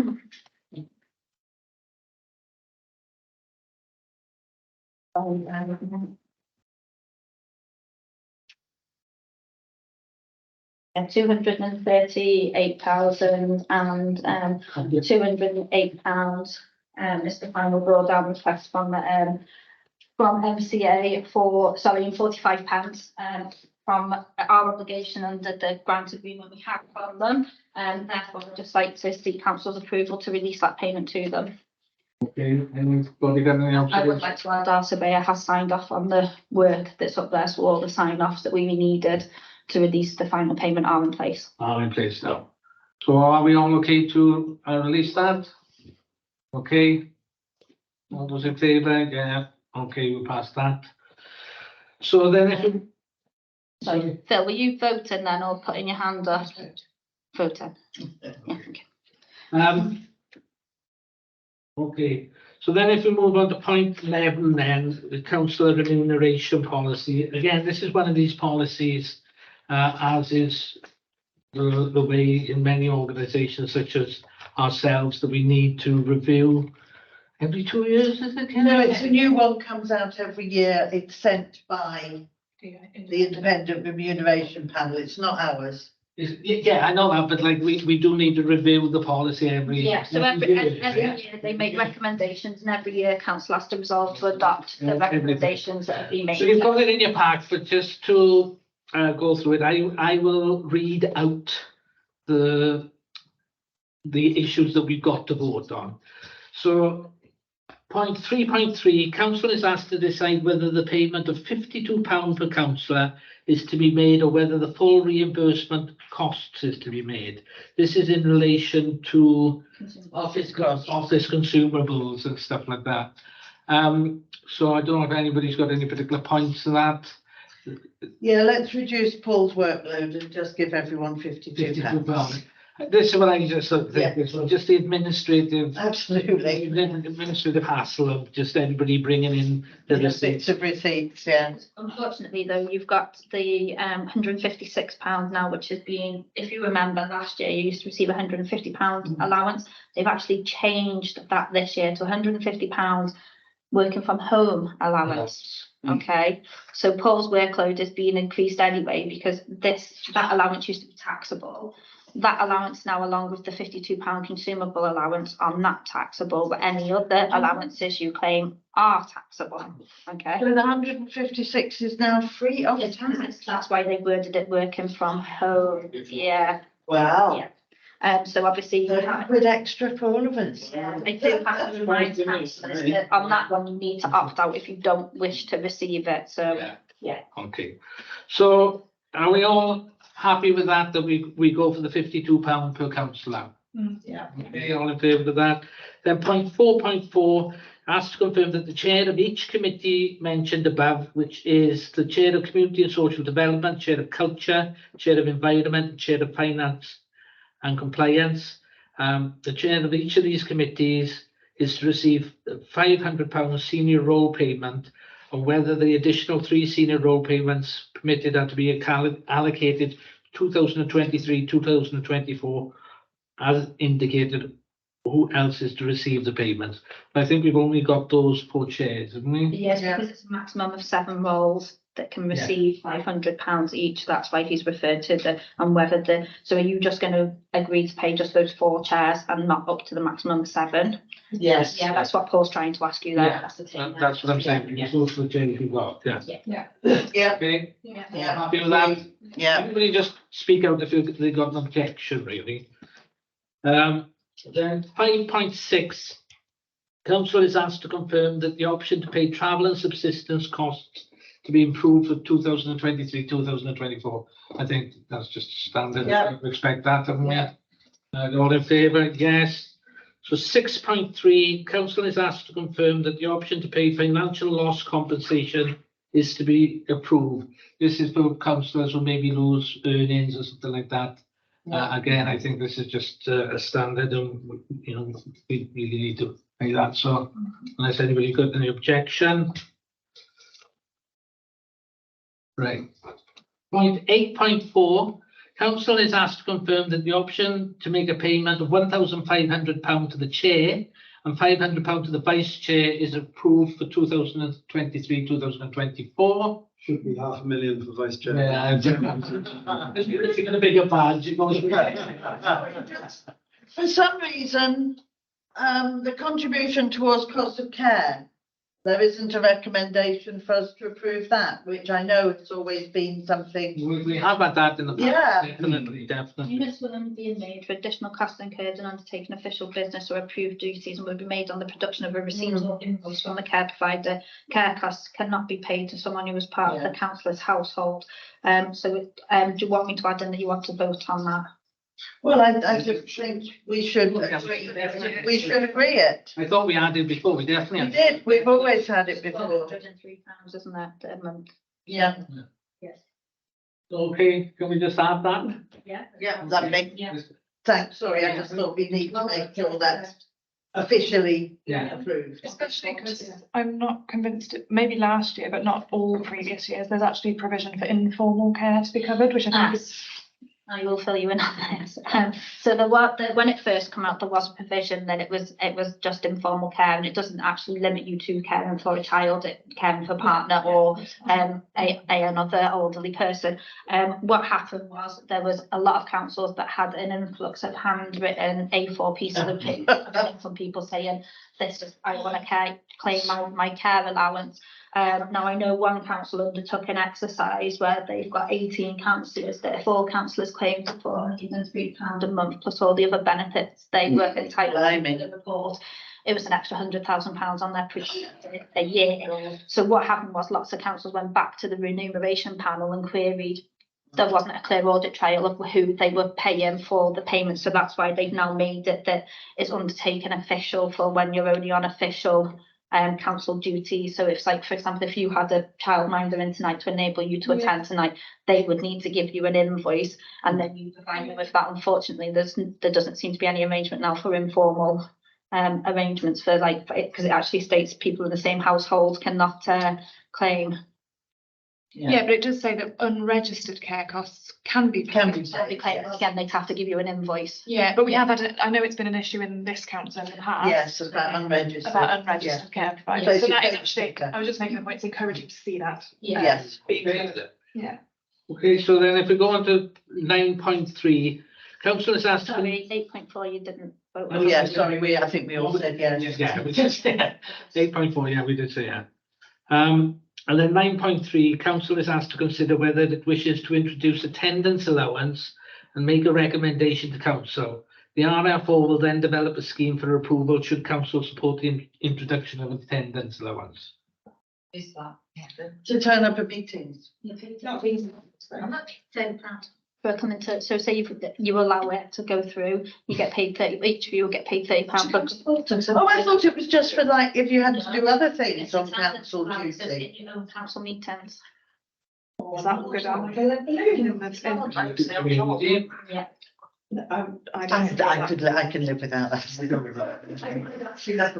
I wouldn't like the flat. Yeah, no, I mean, I just don't want to deal with the flat. We all need the money. I suppose it's a good incentive for people to come to meetings. It's a good incentive as well, because, you know, I got to admit, I have attended One Voice Wales seminars about this, and they're on about encouraging people who wouldn't ordinarily become councillors. And this is a good way of encouraging people to become councillors. But I think the flip side of the coin, like Rebecca sort of saying, is how this might go down in the way in the way the community. And I think also to highlight, this actually came in last year and a couple of councils actually adopted it, and what they actually had was councillors then turning up for 10 minutes of the meeting. Oh. Then saying I want to attend my attendance allowance. Now, if you're quite an active councillor and you have 4 or 5 meetings a week and you've got the same councillors attending, it soon starts clocking up. And then also if you've got same meetings on the same night, do they get an attendance allowance for attending so many meetings all on the same night? And that's why it says that if we do take it on, we have to put a policy in place of how we would police that and publish it on the website. Okay, good. Phil has got a stand up as well. And Indeed. Yeah. And attending the works. If you are being asked to go to something that is in addition to council and committee, because I think we all know what we signed up for when we became community councillors, but those additional things like One Voice Wales conferences or representing the council at a conference in some way, that would need a whole piece of work, wouldn't it, to decide what that would be. Okay, Candy and then Phil. Yeah, just as maybe as a compromise and in the spirit of I agree, and then we've talked about it at larger councils committee of encouraging more people to be able to attend, that we include in our travel costs that, you know, where people incur public transport costs to attend meetings, that they should be allowed to claim those. Because at the moment, I think, you know, it's only travel when you're, you know, going to the Guildhall or, you know, so maybe instead of saying we'd pay an attendance allowance, you know, that people are able to claim public transport costs to attend meetings, because, you know, it could be a position where people are struggling and don't want to have to pay £3.50 or whatever it is to get a bus to come in. There is no bus in the There is no bus. That's assuming you find a bus. Phil, can I bring Phil in? Yes, I agree Rebecca's points there, and Carrie raises a good point about public transport as well. Yeah, certainly I think that we would get a broader number of people, a more diverse council, if we were able to show some sort of financial recompense for attending meetings. But yes, obviously it would have to be very carefully worded, and we would obviously need to sort of really sort of get down as to how much would be paid and when, and know what sort of things there. So I propose that we actually move on from this, and that even if we do, even if it is brought up at the next annual remuneration, you know, discussion, that actually it's probably something that would need to be picked up at the new council when there are, you know, when the council elections come round again, and that really should go on the agenda at that point, because we have all sat, you know, or stood and accepted that obviously this is not the case, you know, for this particular incarnation of the council to date. Okay, thanks for that. I'm completely against payment to come to meetings. I think that's absolutely what we should be, the members of the public should be expecting of us. And it's not just, you know, time in meetings, isn't it? The real sort of role is outside of these meetings and doing things in the community. And I think you could have someone who does nothing, come to meetings, get paid. I think it's utterly wrong, and I'm very against it. I agree with exactly what you said. I do feel a bit of a hypocrite though, because I get paid for being a councillor from county council, so it's easy, you know. It's a tricky one, but I agree with that. It's a big job. Well, yeah, but it's a lot of work sometimes. Community council can be a lot of work, you know. And so if you take on a big project, it can be a lot of work. So yeah, obviously the county council's more work, but this can be a lot of work at times as well, can't it? Community council when you're doing stuff. So, but I agree with what you're saying. The only thing that I think might be an incentive is when we've had special meetings of council, sometimes we've been verging on chorus, haven't we? Yeah. Yeah. You know, there's literally been Oh, sometimes we haven't been quorum. Yeah, exactly. And I dare say if there was a financial incentive of £30 to be there, I dare say we would be more than quorum. That's terrible. Yeah, but I'm only guessing, but I'm always there, so don't point the finger at me. So I But a point I would make, sorry, Will, it also says that the attendance is attending approved duties and acknowledges that in some cases this might be valuable addition in addition to support work of the council. So for example, it's not only just for meetings, you could approve it in your policy that is if a councillor attends to support a councillor wherever you are, sometimes provides us with valuable support for the events we're doing. And that's why it's saying you need to have a policy if you go down. So you could, as you just said, put it in the policy that it's only applicable to special meetings. You could put it in the policy that's when you've got an event going on and you need council support for it, and things like that. Can I suggest, in order to move on, is that I don't think there's, please correct me if I'm wrong, I really feel that there isn't really an appetite for adopting a across the board policy here. But can we maybe explore with Paul, with our RFO, various models that would possibly be looking at some sort of support for attendance? Because, I notice here, for instance, if people, for instance, yes, we got childcare, there might be things with transport and stuff like that, some sort of maybe what they're doing elsewhere, or what we could possibly do. Obviously, my understanding is the independent remuneration panel makes the determinations on what we can support, and that's what you've just been going through. Yeah. So you've already agreed loss of income first in the council events. You've already agreed transportation costs. You've already agreed your £500 senior heads of payments.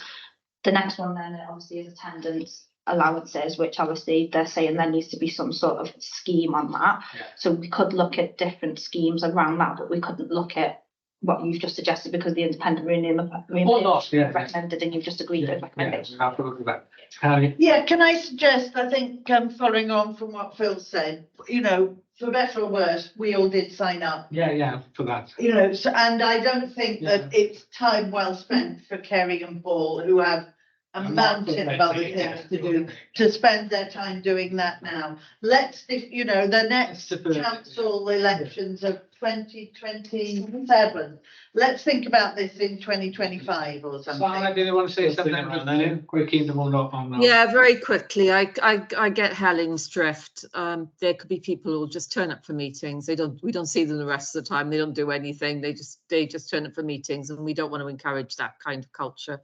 On the other hand, we are speaking from a very privileged situation where, if we want to encourage different people, different backgrounds, we might need to think of that as an, but again, next council. To the next thing. Thanks. Okay then, so if we've accepted that, can we move on to point 12, which is vehement request to buy a 250 for floral displays to community events for Newton Christmas party. You want me to? Yeah. Yeah, so basically, when we did the play days in the summer with we had allocated money from the council, and we also had grants from city and county. What we were very careful to do was to make sure that we spent money on as much as possible could be covered under the grant rather than the money that was provided by MCC, so that we could use any additional underspend for parties in the ward and stuff like that. So it seems like that money, our underspend for Newton, has to be spent on children's parties, which we will be doing anyway. So there's an underspend in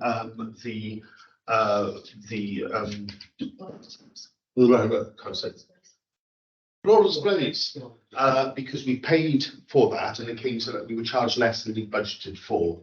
So we wanted to take £250 out of that to put towards the Christmas party we're doing in Newton Village Hall. A lot of the people who come to the Warm Hub here, the Coffee with Friends, and also, there's a lot of people of over 75 who are on their own, and it's just a nice way to, and you just want to make it a really nice event for them, basically, rather than do a half-hearted thing. Let's do it really nicely and give them a really good thing. Okay, Sarah wants to come in. Yeah, 250 extra. Well, I think we could all do with that. That would be great. We could get more people in and do more events. That would be fab. Otherwise, it doesn't seem fair, really. Thanks. That was exactly, I'm assuming that there will be 250 made available for the other 3 wards as well. Yes, So it's an obviously spend of £1,000. So what we're saying is that there would be £750 for each ward. No, But 250. an extra 250. we have 500 already. So that means there will be 750 in total for each ward. For this year, because yes, there was an Which is not what's written in there. Excuse me, because there was an underspend of £1,000 from the floral displays. So yes, anybody who needs can have the extra 250 if Well, it's needed. it's given to each ward to spend as they worded it. What she's proposing is that Yes. 250 comes out of that thing. So each ward gets £750 to spend on their Christmas event. Okay, Yeah. Rebecca. I just wanted to know whether the clerk has had any outcome from any grant applications. I have submitted one that I don't think was on any councillors' radars. It was one that got sent to me from Envoice Wales, and it's a national grid incentive, which is £2,000 for warm hubs, and that had to be submitted by last Friday, and the outcome of that, I believe, is early December. We'll find out whether we've got, it was only £2,000. The one that was Swansea have now combined all of their individual ones into one. That is my role next week, is to get our application in for that. Carrie's asked to meet with me tomorrow just to go through how I plan to present that. And then we're also working on another grant funding application with Lydia for Jubilee Gardens, which Carrie's going to have some input on that for us as well, just reviewing what we've put together, because it wasn't worded very well on the National Lotteries website, and we thought we only had like a week to get the application in. We were here going through it bonkersly, and then Lydia checked with them. They're like, oh no, there's been a mistake on our website, you've got until the middle of December to get it into us. So something that Lydia's been working on.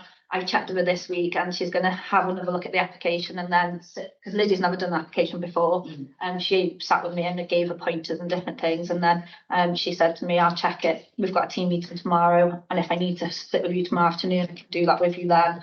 And then obviously just before we submit it, because Carrie's very experienced in reviewing and submitting applications, we're just going to ask Carrie to cast her eyes over it and send it in.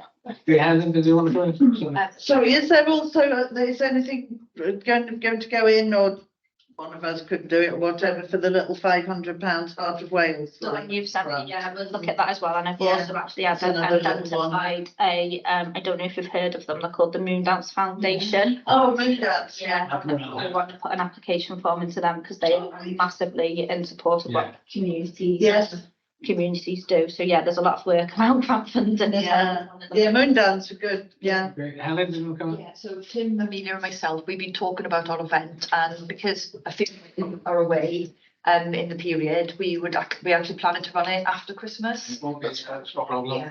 Yeah. Yeah, we're going to have ours in January. Just for community Yeah. party. Phil? It should be 2 hours. Phil, you want to come in?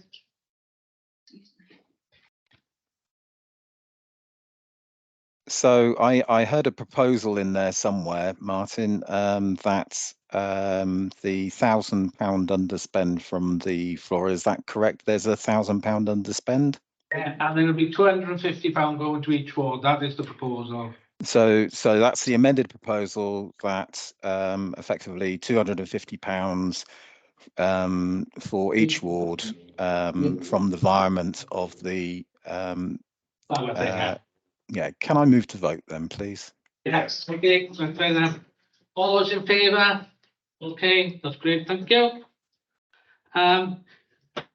Consider grant application from Mumble Traders Association, that's point 13. Yeah, so obviously this has been submitted by Paul Whitaker on behalf of Mumble Traders Association. Okay, sorry, thank you, Amelia. We acknowledge that you're leaving at 20. Okay. Thank you. So this application has been received. So just to refresh everybody's memories, earlier this year an SLA was signed with Mumbles Traders in relation to the grant of 8,500 that MCC provided for the events going on through the year. The food festival didn't happen, and in our terms and conditions of our grant agreement is that we have to have a report back on why it didn't go ahead and if there were any monies that would be looking to be carried over. We've had that information back from Paul Whitaker, and there's 1,100 left from the 2,300, I think it was paid to him for that event to bring forward into the Christmas event. He's then subsequently submitted his grant application for 2,900 just towards the cost of the Christmas trees.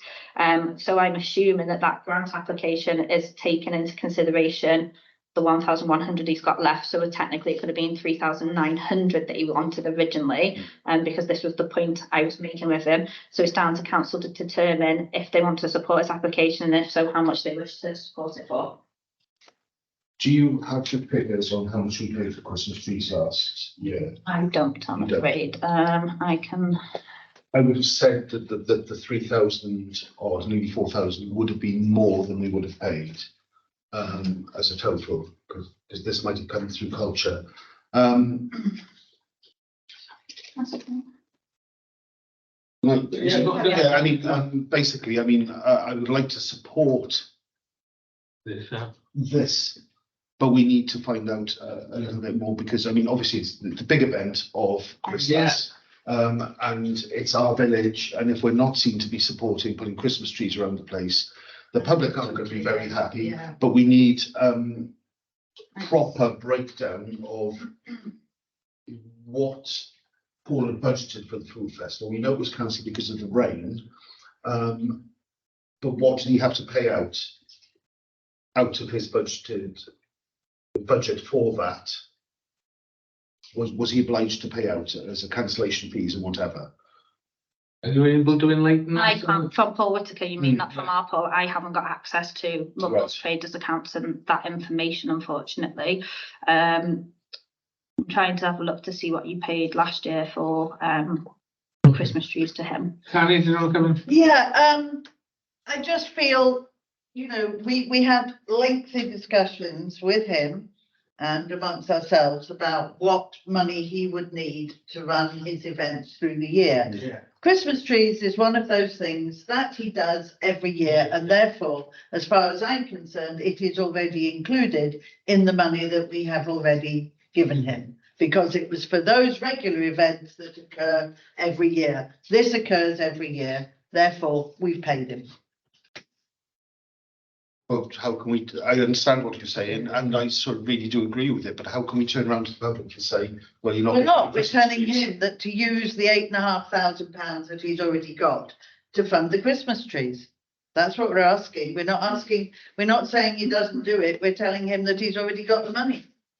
I also would like to say that the event does happen next Thursday night, the Christmas lights switch on, and there is a final drawdown within the 8,500 that we originally agreed of £2,000, but I believe that is earmarked for the road closure. So what's the rest of it? So what we need to assess, first of all, is all ascertain is if these events we paid him for, And have we got if to that's Yeah. exactly what events these were, because every year he puts in a grant for the Christmas trees. Yeah. And we pay for it. Okay, So Sarah. maybe he didn't think that was part Sarah? of the deal. I don't know. I can see where Carrie's coming from, but he's got us over a barrel, really. I think next year we'll have to be more specific and make a shopping list of what we feel we're paying for. And stick to that, because then at least Kerry's got that as a list then, and say, well, we've already paid for this, this and this. Anything else is extra, and we can decide as it goes on. But we can't not get the Christmas trees now, unfortunately. Okay, Rebecca.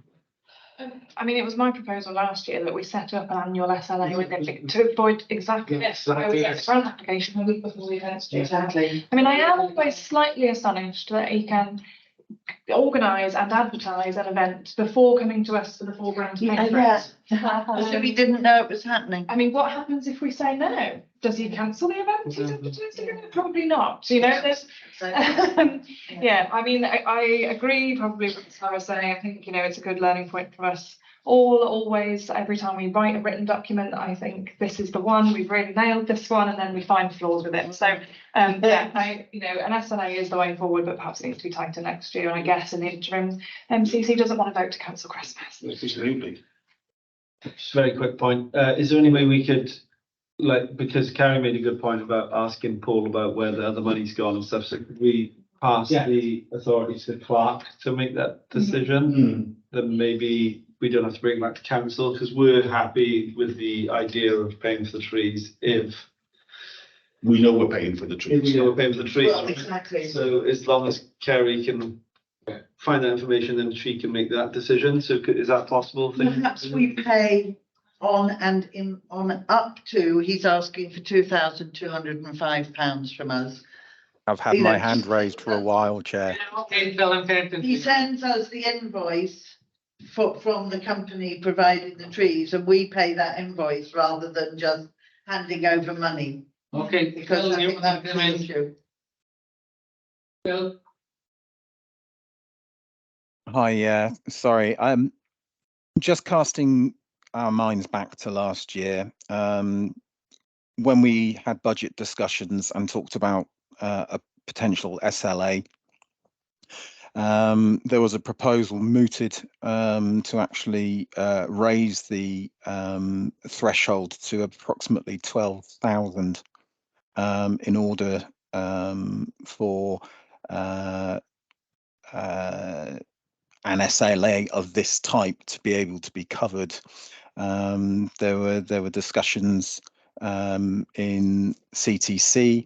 There were discussions in finance, there were discussions with council, there were discussions in the budget, and eventually the budget for a particular this particular SLA was set at £8,500, which in comparison to the original ask 12 months ago for the SLA, as it were, or the proposal for the 12-month period, was substantially less. So, you know, I don't know whether or not that would have any bearing on people's decisions around this. But again, I agree with Will on this. I don't think we want to be the people that cancel Christmas, as it were. No, and I think that's, you know, general sort of consensus around it. I think the whole sort of issue here, if we've got this SLA, we should have a breakdown on where the money is going. Absolutely. Yeah, definitely. And like, I can't get over it really that we're here now getting up to Christmas and we haven't got a breakdown where we are if we've got this SLA. And I do think it is a good thing that we do have an SLA with Paul, because we do a lot of work together, and we have done a lot of work together over the year. And I think, you know, going forward, yes, we don't want to cancel Christmas here, but going forward, we definitely need to tighten up this SLA. We need to work with Paul on this, and, you know, find out where we are. It's like the estimate of now. Okay. So the estimate does actually state that Mumbles Traders will provide financial reports and feedback following each event. So that's already in there. And then just to highlight to the members here as well, it does actually say if either partner believes the initiative is not performing or delivering as expected, then this will be discussed or reviewed to establishing how to make good the perceived deficiencies or shortcomings, renegotiating the commitment or ending of the initiative and associated funding. So this runs until the 31st of March 2024. Is something that's going to need to be considered in our budget setting process when we have our meeting in December. Yeah, okay. Yeah. Can I ask a question in relation to that? Because this comes up the culture, the events thing. Am I supposed to be putting in a budget proposal on behalf of Paul, and he hasn't approached me or anything? So it's fine. It's because it's already an established item in your budget. Right. Budget proposals are for new initiatives you want to bring forward. So, right, okay. Yeah, so it's like Mumbles Fest is an established. Yeah. This is an established one. So if you, for example, the cliff lighting, that's a new thing that you're wanting to bring forward. So that's why a budget proposal needs to come in. This is the first year we've had an SLA with Paul. Yeah. So it's established in your budget lines already, if that Right. makes sense. going forward, Gary, based on what Will said, Mhm. are we able to delegate this maybe to you? Yeah, that's to fine, sort yeah. this out Oh, yeah, that's fine. with Paul, Yeah. but, you know, we need to make the resolution that we need to monitor and tighten up this SLA. Because based on the SLA that you've got in front of you, it doesn't seem to be working as effectively as we want. If, you know, Audit Wales pick up on this, I'm sure that they won't be happy as well. So can we go forward on that basis? Mhm. Okay, are we all happy with that? Yes, go ahead. Okay, so sorry, just so we're clear for the proposals of the report, you're supporting his application for the funding, and then on the basis that we tighten up on the SLA, yeah? I would like to suggest that we see a copy of the invoice from Yeah, that's the right. supplier. You know, the more monitoring and surveillance we got of this, the better. The more transparency we got on both sides, the better, like. Martin, just before you go on to the next agenda item, I've got to leave, but I'm happy to do the questions to culture if you want me to stay for that before I go, which is number 20. Are we happy to move to that item, and we can get that out of the way before Rob goes? Yeah. Okay, so if we go straight to item 20, questions for the Culture, Tourism and Communications Committee. Anybody with any questions? No, if not, no. Right, so if we go back to 14, recommendations from the skate park steering group, which is in the relates to this, yeah, there's two, but the first one I was going to is the tender to undertake the evaluation by GA. And I will have to point out here, Chair, our financial regulations do actually state that due to the valuation of what we were looking for the work to be undertaken, that we needed to obtain 3 quotes. We had great difficulty in locating people who would be willing to undertake this work. We contacted One Voice Wales and asked if they had a list of people, and they've come back with GKA. We found one of the person who initially agreed to quote for the work, but then subsequently actually telephoned me and told me they had to withdraw because they couldn't commit to the undertaking of what's contained within that report. So unfortunately, we've only got one quotation going forward, but as long as I can evidence that to Audit Wales, it won't be fine. Okay, but I would just like to add on this, we did work with GKA on the Underhill Park initiative and putting together that initiative. I found it very helpful, to be honest, and very knowledgeable. They work throughout Wales. So that's just my observation on that. It is part of the overall budget, as I understand, is that correct? Yeah, that's right. It's within the grant funding. There's no additional money to be found per se, like. So any question? I think you would got me in, I can see. There's no mention of the sum of money. In the report, Yeah, in the report that I attached from Gareth, he hasn't mentioned his fee, has he? No. No, the day rate, the day's Right. work. The day rate, and then the actual fee. Right, the day rate was based on 50 days of work. Bear with me 1 second, I've got a breakdown on email, so bear with me. Commercially sensitive information. No, good point. We have previously got into closed Yes. session to discuss that. Quoting Okay. his day rates would, yeah. Yeah. We shouldn't be discussing that in public. Move to the end of the meeting then. Move to the end of the meeting then, okay? Okay, so we can go on to the second point then of the. I suppose that's commercially sensitive. I was gonna say, it's probably the same thing. Yeah, so if it's another quote from To the end, yeah. Okay, so we move to the next thing. Recommendations from the Ostream working group.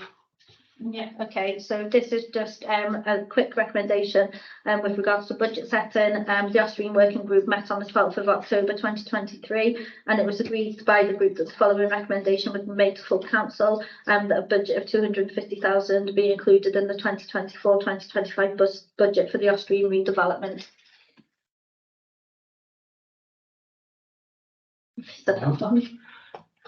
Any observations, comments?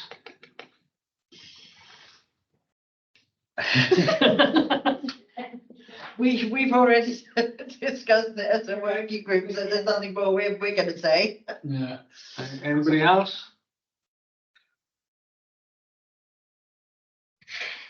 Vote. Vote, can we go to? Yeah, we could just go straight to the vote then to accept that recommendation. All in favour of accepting that recommendation? Here we go. Hang on, the Phil got his hand. Oh, it's voting. Okay, voting. That's the only recommendation we got on that one, am I correct? I was the only one from that one, yeah. Yes. So recommendations from the Environmental Committee. Carrie was gonna. I know, I'm just trying to find it. What's it called? Item 16. Oh, 16, yeah, got it. Right, this is very good news for everybody and will make you all very happy. For some reason, it won't let me open it. Don't ask me why. Sorry. Anyway, I'll have to make it. I can't open it for some reason. It's coming up as an email, bizarrely. I can't open that either. Do you want this? Do you want to come sit here and look at this? Yeah, I understand. I know it's. That's what I was just trying to find it on the Environment Committee. I can't open it either. Yeah. Thing because I know it's in there. Right. Okay. So, if you remember that we at the last meeting we agreed to ring fence £20,000 towards the Washinghouse Brook and Castlewood paths from next year's budget, unless we were able to find alternative sources. You will be delighted to know we have indeed found alternative sources for the full £20,000. Yeah. If you want, do you want me to give you a breakdown of where it's from? Can I just summarise? Can I just summarise that? Yeah. I think Ian asked a really good question last meeting about all of this. So the money was found not from this year's budget, because this year's budget is only 20,000 in total. Yeah. The money was found from the previous year's budget. We had considerable underspend in like areas like cleansing contract, where the contract had changed and there's a lot of underspend, and in civic communities. So I want to be clear that we haven't got loads of money sloshing around in the environmental committee this year. Our whole budget's only 20k, but there was kind of extraneous sort of unusual circumstances really, why the year before there was a huge underspend and we waited for Paul to tell us what underspend was. So that's why we've been able to achieve that. It's all from earmarked to those. Oh, fantastic. So if you're all happy with that, we just say. just crack on. Yeah. All the parts are going to be. Thank you, Helen Courtney. Goes with the figures. The figures line by line. Okay, so all good. So if we go on to then the recommendations from Finance Compliance Committee, is this you, Ian? I think we're talking in with regard to the grant applications. There was a couple, Chair, that came up. Yeah, the ones that grant up that we were happy to deal with. There were a number of them that required contact. And there have been reasons why they haven't got back to us. But what we're discussing is shown on the agenda, item number 17, Mumbles Netball grant application. The committee approved that one, so it's come to full council for ratification. It's for a sum of £1,150. It's to enable that money to be used on court fees. Are you happy with that one? Yeah. Well, you did say about this one. Yeah, no, if there's no debate to be had on it, I'm happy, yeah. Everyone happy with it? Okay, Okay, you happy with that? Yeah. Sarah, did you want to come in? Yeah. Yeah, where are they playing? Where are they playing netball too? it's because of the time of year, it's being played in Bishopston, I believe. Yeah. Could I just add a bit of context? I'm aware of. So there's no real good netball facility in the winter in the Mumbles area. We've got a sports hall, as you all know. There's obviously West Cross sports. Yeah, we I have think. the West Cross one. Yeah, I mean, I'm guessing they've looked into that, and there's clashes at times. You know, you've got what 5 or 6 teams of Mumbles netball have got, maybe more. I think they've got a couple of groups for some age groups. So there's a lot of usage that they hire the hall for. And obviously everyone wants, you know, those Monday, Tuesday, Wednesday nights. So I think it's probably a capacity issue. On a separate note, we're trying to look into upgrading an Oystermouth school gym with the, it's a long-term project and there's absolutely no money for it yet. So don't get too excited. But it's something I'm working on behind the scenes and with the long-term aspiration of trying to have a really good netball facility in there. For everyone. So there is a long-term aim. Also, outdoor netball in Oystermouth School is an aspiration, but they're not allowed to rent it out without council member staff yet, but it's something we're trying to work on as well. So there's things happening. Shall I check the times where they would be playing to see if they could get fit into the West Cross one? Because at least we'd be keeping the funding then within Mumbles and not paying Bishopston. Yeah, I'll share the coach's contact with you. I'm sure she'll be happy with that. That's Okay. great. Thanks. Suggestion. So I think, you know, MCC could maybe put out that, you know, this netball group is looking for members. I mean, there's numerous members. Yeah. Right. So could we all do that, or? Well, we could do it through our social I media. think that's going to help the group as well as giving money, is just say that this netball group is looking to grow. Yeah, we got, happy to make a resolution on that? Also as well, Chair, sorry, just need to take a vote on the recommendation from the Finance Committee because they recommended that you support. The grant, that's what I was going to suggest. So, okay, are we happy to take that to vote now and support the grant for the Netball Association? And then the next one then is the T group, said? Sunday tea group, yes. This is, I think it was Carrie was approached on this one. Yes. It's for the amount of £425. That's not per cup, but so anyway, it's under the umbrella of Re-Engage Charity. It was formerly Contact the Elderly. It's for a good cause. It's a Are we all happy to okay that? Yeah. Happy to okay that?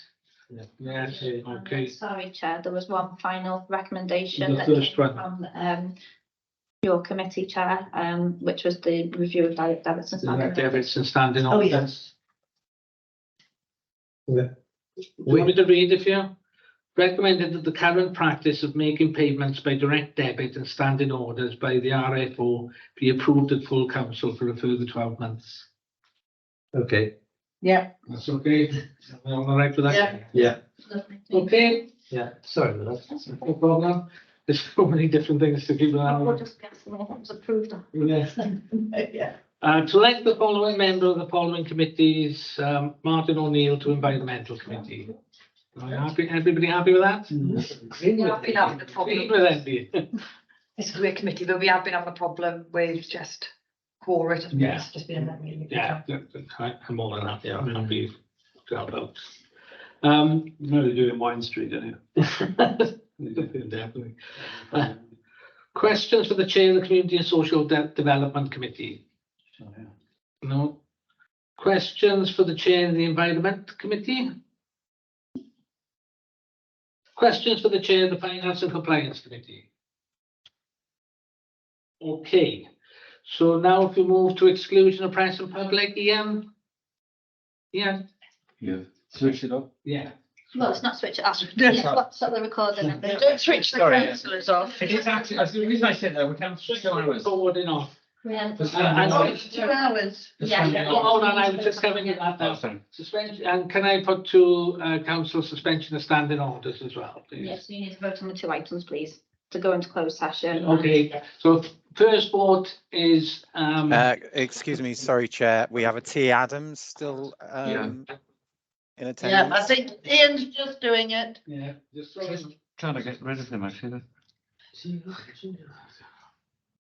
No, it's, Well, anyway, we can take a vote to go into closed session. Mr. Adams, can you leave if that's possible?